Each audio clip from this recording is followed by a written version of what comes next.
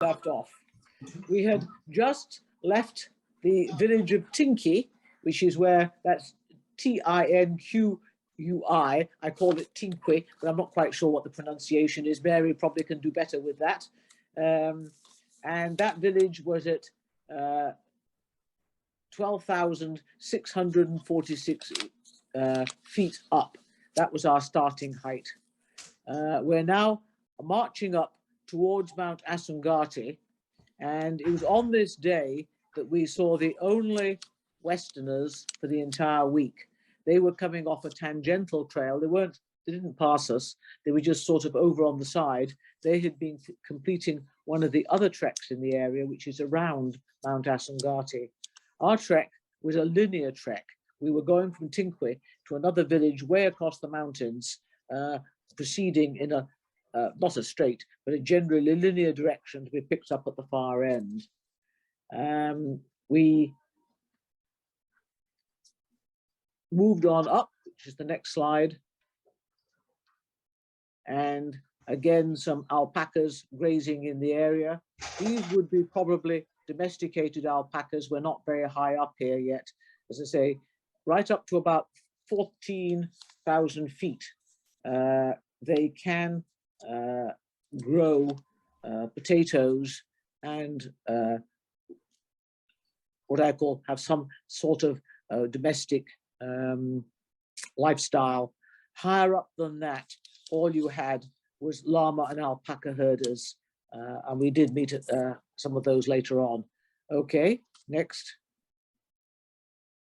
And here is the guy digging in his field at about, as I say, 14,000 feet. As I say, he will have a potato plants here. Those who've been in Nepal remember that they also grew potatoes to about the same height. Yeah. Next. Yeah, he's just showing off his field there, and his wife is there spinning and wearing the traditional dress of the mountains of the indigenous people. Next. That is Janet with Mount Ausangate behind, a rather magnificent peak, which, as I mentioned, is over 20,000 feet high.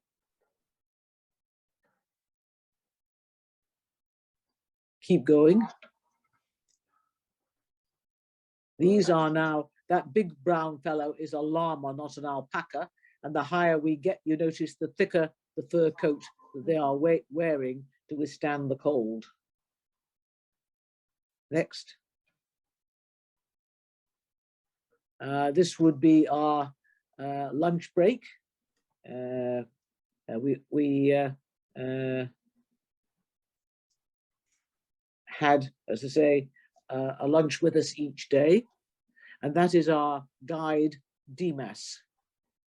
As I mentioned, he was a mestizo from Cusco and a whole head taller than any of the local indigenous folks who were acting as our animal herders, cooks, or anything else. Next. We're heading up now to the first of our two high passes. We're going over today a pass of 16,560 feet. Next.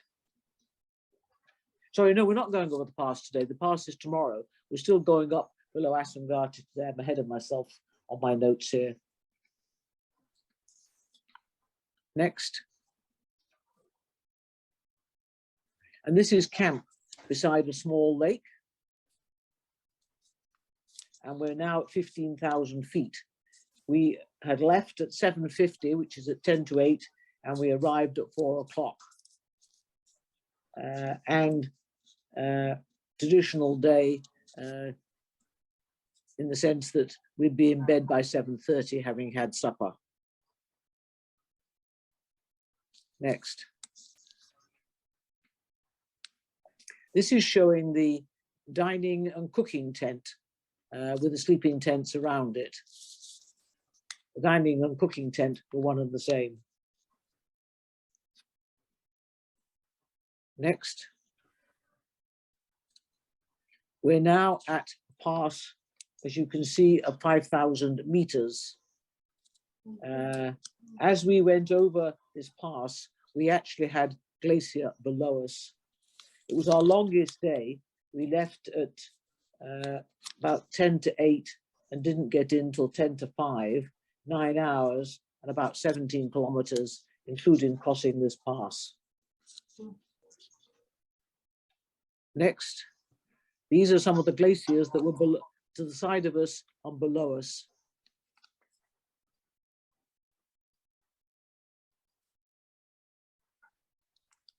Next.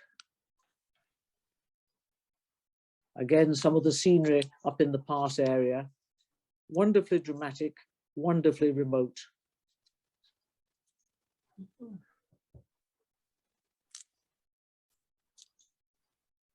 Next.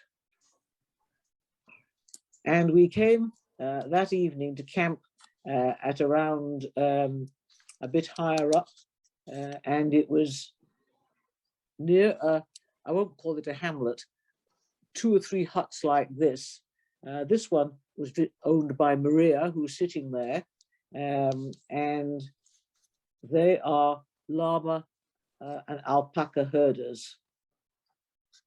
We had actually a very cold night this night here, but in the morning we did have a chance to visit with Maria and see her house.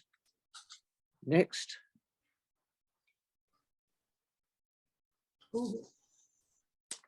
This is one side of the house where the bed is. And when I say the house, it's more, we would consider it a hut. And the other side was the cooking area. Maria was considered relatively well off among llama and alpaca herders because she had on the table something that was quite rare for them, and that was a radio. And she also had a window in her hut. These apparently are indicators that of the herders who are doing a bit better. It seems funny to us in the 21st century that a radio and a window was signifying being better off. I find it so shocking to see this. It is just shocking to see how they lived. Next. That was the other end of the hut, and that was the kitchen end. A very, very primitive life, but apart from the radio, probably could have been, the same pictures could have probably been taken 100, 200, 300 years ago, and they wouldn't have been much different. Next. And this was her outside with our Yorkshire friend being initiated into the mysteries of spinning.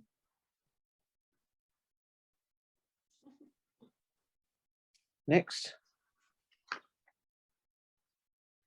The next morning, we were tackling the highest of the 2 passes we were going over, Condor Pass at 16,725 feet. Now, it turned out that our young friend from Scotland had a challenging case of hiker's asthma, and she was wheezing like you wouldn't believe. And we were trying to persuade her to get onto Blanquito. That was the horse that was following her throughout this trip, and take a ride up the pass. But I guess she saw a couple of older ladies going up and she wasn't going to take a ride. Janet thought she could perhaps encourage her to even put her pack on the horse. So Janet put her pack on the horse to maybe encourage our friend to do so. But she didn't. She wheezed her way up to the top, didn't she, Janet? One way or the other, she was going to get up it. Yeah, she was very determined at that point. Yes, but it was that challenge of getting up that 16,700 foot pass that determined the fact that she wasn't going to be able to do the trek up to the nearly 18,000-foot summit that we were going to do later. This was clearly as much as she could do. It was interesting while we were on top of the pass that we saw a herd of wild vicunas going past. They are one of the wild ones that live very, very high and have the softest fur. They're now protected, but they have faced over time a lot of challenges in survival because of their very soft fur. Next. This is again just on top of the pass. Next. This is coming down now off the pass. That is Blanquito. I mentioned that, actually, no, that's Blanquito, I think, still coming over the top of the pass. That's the horse that Maro, one of the local indigenous guys in charge of the animals, walked behind us the whole way to give us or our packs a ride if we needed one. But you'll see the only use we put him to was later on. Next. This is again, just looking at the scenery around the area. As I say, a wonderful level of remoteness up here. Very much contrasting for those who trekked in Nepal, where there are people coming and going in every direction constantly. Yak trains, trekkers, local porters, you name it. The main trail up towards the Everest Base Camp is a constant highway of people and activity. Here, nobody. Next. And here is our trusty group of llamas carrying the baggage.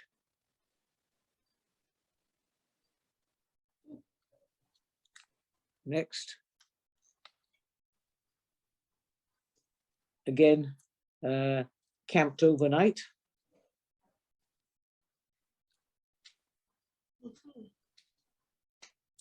Next. Breakfast. Out in the sun, beautiful day. And I can tell you at 6:30 in the morning, it was cold, but not as cold as it could be. I see Janet's taken her hat off temporarily for the photo, but bundled up pretty well for breakfast. As I say, the nights were cold at that altitude. Next. On the trail. Next. And that's Maro and Blanquito.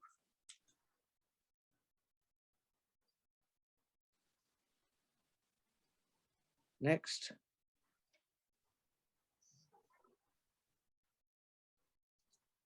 Wild and dramatic scenery.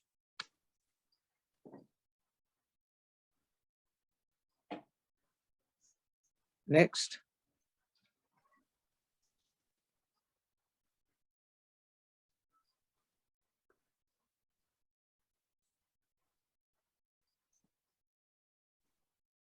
Next.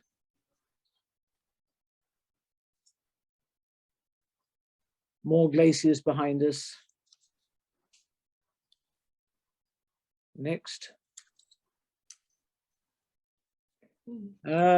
As we got to day 4, we headed down towards Lake Sibincocha, Sibincocha,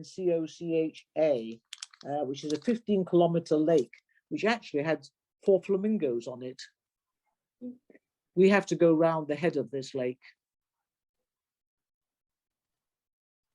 Next.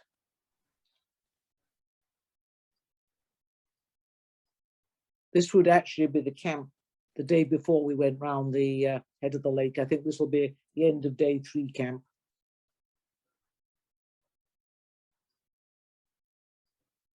Next. Moving down towards the lake.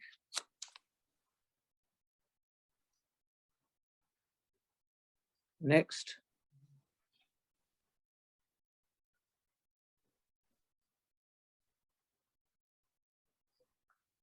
Next.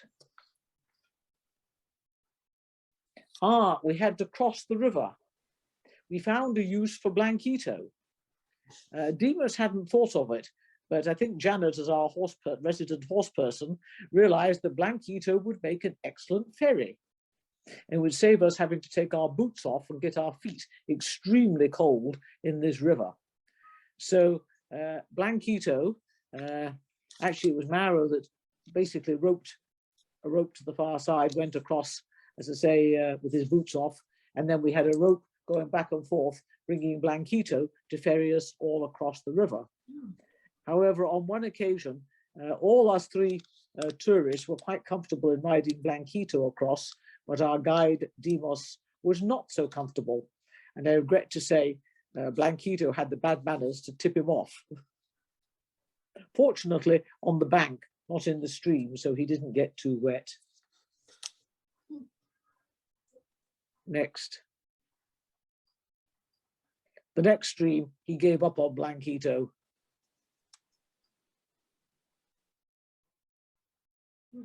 Next. Just showing some of the surrounding scenery. Next. Again, when we got down towards the lakes, the color of them was just beautiful. Lovely, what I call glacial color.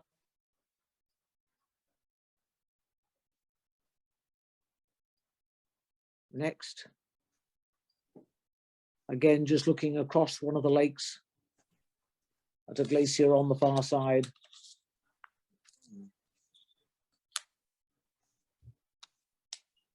Next. Again, just more views of the lakes. A little bit of reflection in the front one.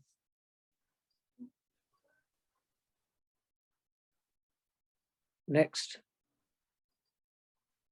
Here's us going around the head of the lake that I mentioned. This is the one that had the 4 flamingos in it.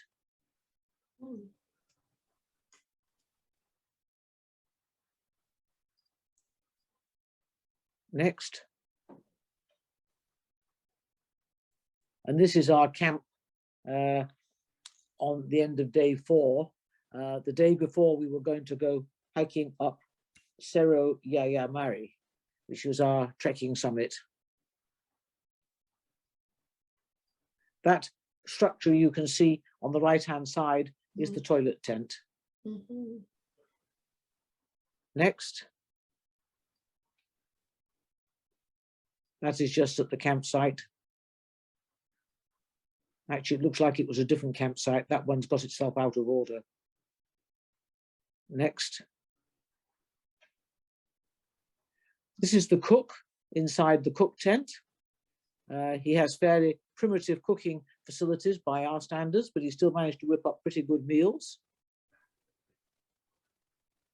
Next. And this is us at the dining table. All in that little square tent.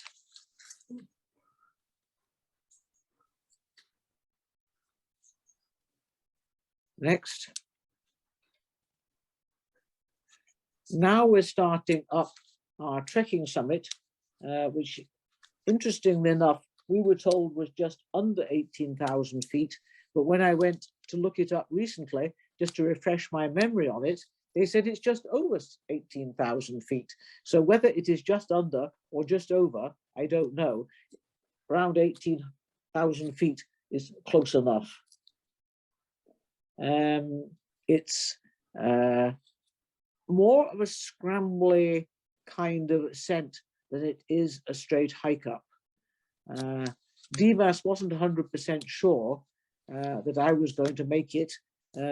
So he took Maro, our little indigenous animal herder, along with him, who's as agile as can be up the mountains, like you wouldn't believe, so that Janet and I each had one of the staff with us.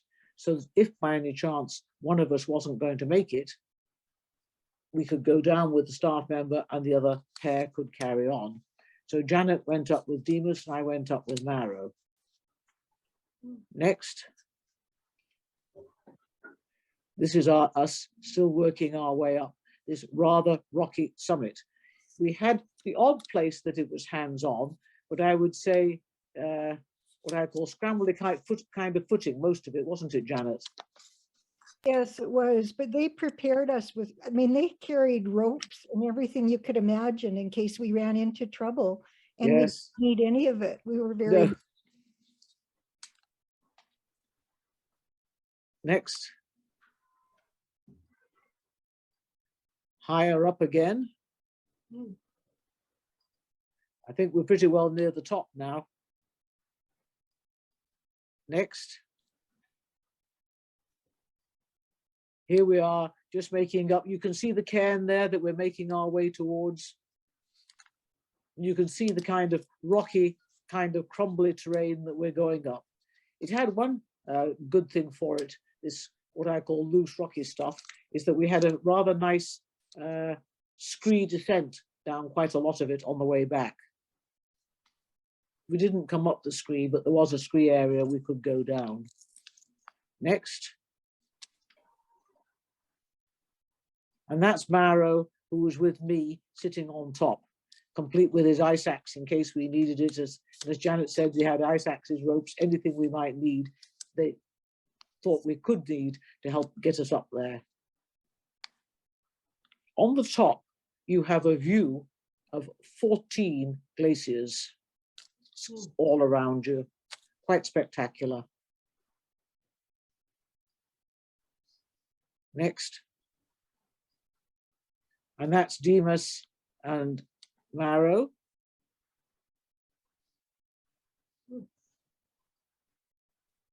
And I think the next one is probably Janet and me.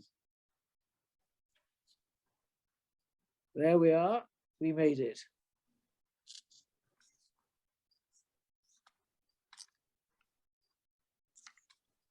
We then had to hike down, as I mentioned, down a rather scree slope and back to camp where they were preparing for our final night dinner. They were cooking a lamb in the ground. They make a pit and then cover it with scrub and grasses and cook it, probably a little similar to how they cook things in Hawaii. They cook pork there in the luau's in the ground. Here they were cooking lamb. And surprisingly, we thought we were in a deserted place, but it's amazing how many locals managed to show up from heaven knows where. They must know when this is on and have a piece of lamb as part of the roast. We also were served Pisco rockets, which is their sort of great brandy, which Demas, being the last night, gave us a more generous serving. And of course, offered some of it, a flick of it, out to Mama Catcher in the hope of good weather tomorrow. But Mama Catcher didn't like it any better than I did. It rained the next morning. Clouds and snow on the ground. Well, actually it was snow, not rain, now I think about it, but it was not a good day. Next. And this is the staff preparing the lamb round the fire here.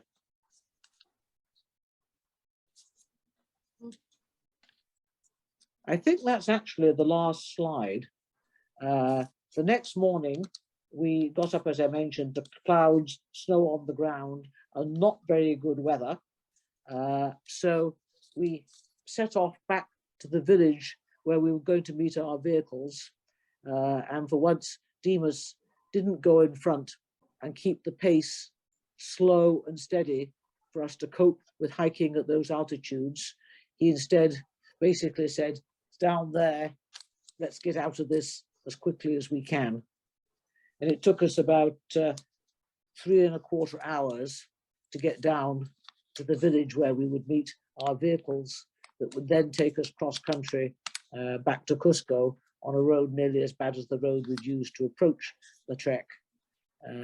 We had a ceremony at the end where we, of course, had a tip for all the staff. and we very much appreciated all they'd done for us.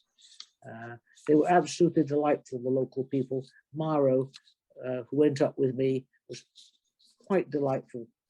And he was going to use his tip money to go to the market. Was he going to buy a baby lamb or an alpaca, Janet? You know, I don't remember, Helen. Yeah, he was off to the market to buy something. animal. He was going to buy an animal anyway with the money, as I say, that we had presented him with, and take it back up into the mountain village where he lived. And then, as I say, we went back to Cusco, and that was the end of our adventures. The following day, we flew back to Lima. We had a bit of a gap from the morning flight until the evening flight, and used the opportunity to go out to the Gold Museum, which is quite a sight if you want to see some of the Inca gold that they have preserved in a museum in Lima. We hadn't had time to see it on our arrival, so we went to see it on the day while waiting to fly out from Lima back to North America. So that was our trek, and I must admit, I personally thought it was absolutely splendid adventure. I loved the remoteness of the country, the glaciers around, the colored lakes, and the feeling that you're almost off the map in a sense. It's just a wonderful contrast to the Nepal trek, where you have what I call the sights and the sounds of the people, the yaks and everything going or bustling on all around you all the time, to go to the complete contrast of nothing bustling around you, apart from that 10 gentle party that we saw the very first day off in the distance. We never saw another Westerner the entire trek. In fact, Maria, the potato growers, and Maria and the animal herders up high were the only people we saw at all. And very few of them. What we did see was the little kids all by themselves in the middle of nowhere. It seemed, but I guess that, I mean, they lived up there. Yeah. People like Maria's kids would be wandering around somewhere, and there'd probably be other herders, like when we had the, hang on, I've got to turn something off.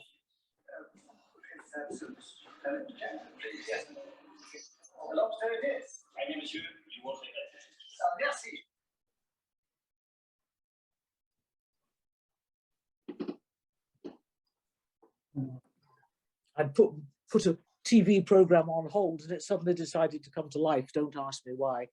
Anyway, if anybody ever wants to do this, they call this the Vilcanota range, and it's, as I say, a trek out of Cusco that doesn't. When we went on it, it was a scheduled trek. They don't do it as a scheduled trek anymore. They only do it as a request, as a private group. It's not, I guess they just don't get enough people doing it. The round Ausangate is probably the more common one that people do in that area, who want to get away from the crowds that are on the Machu Picchu one. Any questions about Peru, the trek, the trip, anything?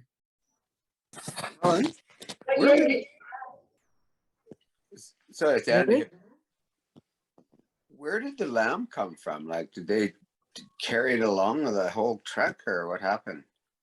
I think one of the, I mentioned we were only, what, 3.5 hours from the nearest village.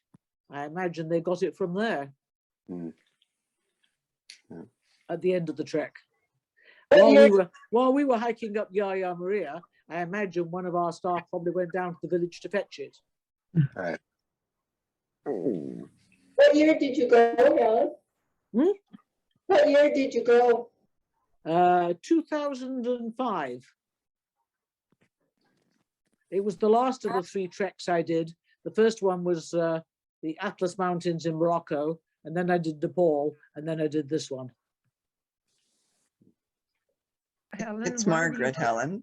Yes? I just wanted to say that those pictures were just gorgeous, and you could tell that you guys are just very seasoned adventurers. I love those pictures of you both.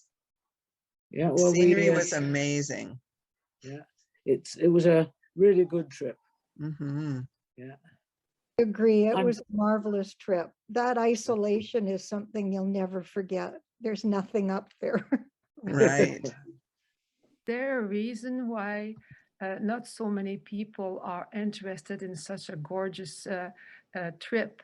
Like the people that can use the tent and not tea house, for example. I think one of the reasons is there's an awful lot of people want to do what I call a named trip. They want to do the Machu Picchu one because it's a name that everybody recognizes. I think, I mean, it was the same. I can remember even in the Yukon, people want to do the Chilkoot, despite the fact there might be 500 other people doing it too, because it's a named trip. I don't think a lot of people spend a lot of time researching the more remote ones. The same in Nepal. You talk to Jim Todd, who's been to some of the remote places in Nepal, as opposed to the majority of us who've either done the Annapurna or the Everest trek. These are the named treks. These are the ones that every company from G Adventures to Explore to you name it, all organize for you. They tend to be the ones that have the bigger crowds on them. I might add, huh? Helen, which company did you go through? A company called Andean Treks. Andean Treks are a partner company between the US and Peru. In other words, people in the US and people in Peru. And as I mentioned, they're an outstanding company. Not only did we have Blanquito behind us in case we needed help, DMAS carried a satellite phone. So they go the extra mile for the safety of their clients when they take them out into these remote locations. And as I say, you can also see with the remoteness and how far we were from anywhere, why Dimas was such a fanatic on hygiene, because if any of us get sick, getting us out was not going to be easy. Peru, one time, you couldn't call up a helicopter in Nepal either to come and rescue you. You can now, but you certainly couldn't in that area of Peru. There is no helicopter to come and pick you up and take you out. You'd have to sling you over Blanquito and cart you out God knows how far to where. So, as I say, they have a vested interest in keeping you healthy. So we never had to worry about the hygiene, food hygiene, did we, Janet? It was wash your hands, everybody, before they went near the food tent. Less than a minute, Helen. Okay, a final note. I wanted to, Anna, thank your husband for transferring all these slides from the old-fashioned slide format to digital. It's thanks to him that we're able to enjoy this slideshow. And thank you, Helen. Very welcome. Thank you, Helen. Thanks, Wes. And thanks to thanks, Wes Helen. for all the technical help you give me. Yes, These yes. shows wouldn't be possible without Wes and Norm helping us. Mhm. You're We welcome. also appreciate their help. Okay. Oh, 1 minute, I guess we're almost gone. We're gone. Yeah.